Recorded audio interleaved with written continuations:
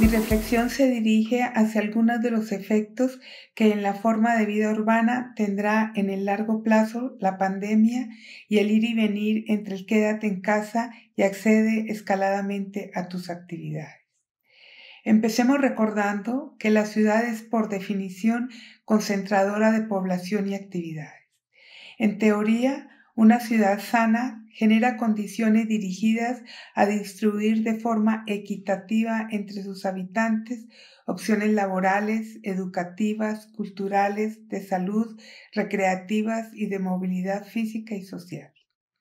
Lo descrito es lo que podríamos denominar el escenario equilibrado de la vida urbana. Sin embargo, en nuestras ciudades ese escenario se desdibuja en la contrastante realidad entre los espacios del hábitat deteriorado y los de lujo, y en la distribución inequitativa de bienes, servicios y equipamientos públicos. Así que cuando la pandemia se instala en nuestra ciudad, arriba a escenarios ya críticos y desiguales. Bien es cierto que el COVID-19 es un flagelo, pero la fragilidad que muestran los habitantes de la ciudad ante él estaban ya instalada en ella.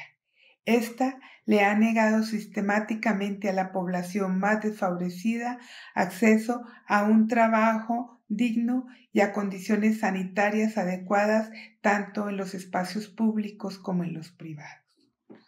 Esta crisis urbana que hemos concebido como normalidad la evidencia el coronavirus cuando arremete contra una fuerza de trabajo dividida entre quienes han sido abandonados al denominado sector informal y aquellos insertos en la economía formal. Los primeros engloban a seres humanos que por haber sido excluidos de los tratos laborales han tenido que crear sus propios medios de subsistencia realizando ocupaciones eventuales, muchos de ellos en la conquista del espacio público, exponiendo su vida en los semáforos, siendo reprimidos o extorsionados por exhibir sus productos en la acera o humillados al extender la mano para recibir un centavo por haberse vestido de payasos o haber limpiado un parabrisas. En términos estrictos, no podríamos decir que el COVID-19 o el confinamiento los ha dejado sin trabajo, a no ser que consideremos que buscar la sobrevivencia en la vía pública, forzado por las circunstancias y exponiéndose diariamente al maltrato y a la discriminación, pueda ser concebido como una actividad que dignifica al ser humano.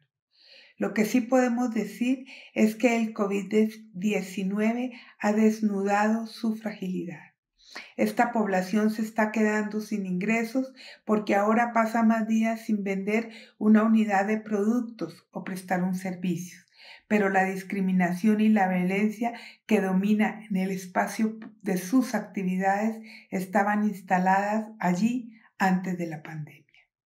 Revisemos ahora lo que sucede a las personas suscritas en un trabajo regular. Se calcula que cerca de 800,000 trabajadores del sector formal se han quedado sin empleo. Prácticamente han sido echados a la calle.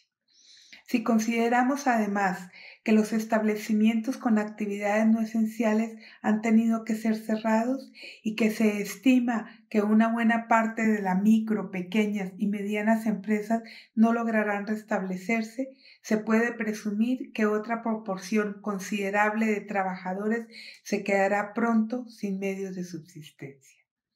Esta devastación humana, sin embargo, no es lo que parece ocasionar desvelos a quienes tienen aún el poder de dominar la lógica de reproducción de la ciudad desigual.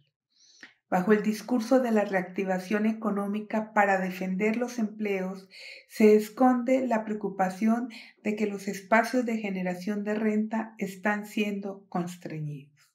La pandemia ha trastocado uno de los motores más sólidos de la ciudad desigual, la especulación inmobiliaria. La demanda por establecimientos comerciales está cayendo y ello amenaza la sustentabilidad de la ciudad. Quienes se encuentran en dificultades para sostener en el largo plazo el pago de salarios se ven también impedidos de continuar pagando el alquiler. Los pequeños empresarios comienzan a solicitar una reducción del precio de renta y sus arrendadores empiezan a inquietarse. Deben reducirlo, exigir el cumplimiento del contrato, desalojar al inquilino, porque ¿quién querrá rentar ese inmueble este año? Si además los avances tecnológicos les permitirán a algunos inquilinos de lugares comerciales transitar hacia las ventas o prestación de servicios en línea. La continuidad de las rentas, entonces, tal como la habían concebido los propietarios rentistas, está amenazada en la nueva normalidad. Pero su caída no se detiene allí. La insolvencia que se avecina para los hogares contagia la estabilidad del alquiler de la vivienda. Quienes pierden su empleo o ven reducido su salario tendrán que redistribuir sus gastos de alimentación, educación, vivienda y salud. No es un dato menor que se haya prácticamente duplicado el número de personas que retiraron una parte de su Afore entre abril de 2019 y abril de 2020.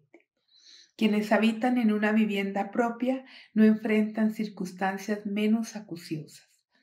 Aquellos con un crédito hipotecario no podrán continuar haciendo frente al pago de intereses ya adquiridos.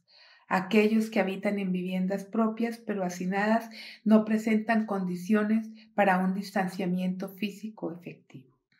Sin entrar en el detalle sobre la composición de edad de los hogares en los que habitan adultos mayores y niños, uno se pregunta, ¿cómo pueden estar protegidos quedándose en casa los miembros de hogares en que los cuartos son compartidos por 2.5 personas en promedio? El hacinamiento en el que se instala el COVID no da tregua porque mantendrá latente el riesgo de contagio al interior de las viviendas. Es el hacinamiento y no el confinamiento el que impedirá a sus niños atender las clases en línea. Es la desigualdad de oportunidades para acceder a estos servicios y no la pandemia lo que incrementará la deserción escolar. En este contexto de crisis presionado por el COVID-19, el desarrollo de la tecnología de comunicación aumenta entonces las tensiones. Se vislumbra también la desigualdad ante el riesgo sanitario.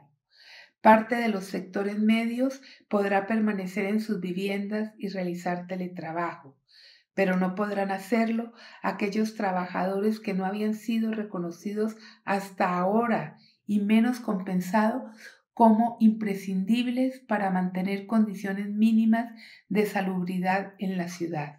Los que barren las calles, recogen la basura, facilitan el tránsito, quienes transportan a la población y los bienes, aquellos que allegan los alimentos y los distribuyen desde las centrales de abastos y han sido tan estigmatizados. El personal de salud que enfrenta día a día las condiciones adversas del contagio y han sido violentados. Todos ellos tendrán que seguir circulando por la calle, hacer fila en los paraderos públicos, tomar transporte masivo, alimentarse en puestos de comida rápida y regresar a sus estrechas casas solo en la noche. Uno se pregunta entonces, ¿bajo qué condiciones sanitarias van a hacerlo? ¿Qué medidas de seguridad les ofrecerá la ciudad? El Estado mexicano no podrá superar esta crisis solo con programas emergentes y temporales que sabemos son insuficientes. La nueva normalidad tendrá que significar una vida urbana en la que el riesgo al contagio sea mitigado, tanto en los espacios públicos como privados. Por el momento, esa nueva normalidad se observa llena de tensiones. La ciudad que conocemos enfrenta varios dilemas que tendrán que resolverse si se quiere lograr un retorno oportuno y justo al proceso productivo. Quisiera concluir diciendo que los dueños del dinero se encuentran en las disyuntivas de reconocer la valía y los derechos de trabajadores imprescindibles o seguir despreciándolos y pagándoles mal. Replantear o no contratos laborales que les ofrezcan seguridad económica, compartir la renta o comenzar a realizar desalojos y revisar las deudas asignando niveles de crédito a los deudores en función de sus capacidades financieras. Esperemos tener un Estado fuerte y decidido para generar las condiciones para que este nuevo contrato social se lleve a cabo y se haga realidad. Sé que será un esfuerzo mayúsculo.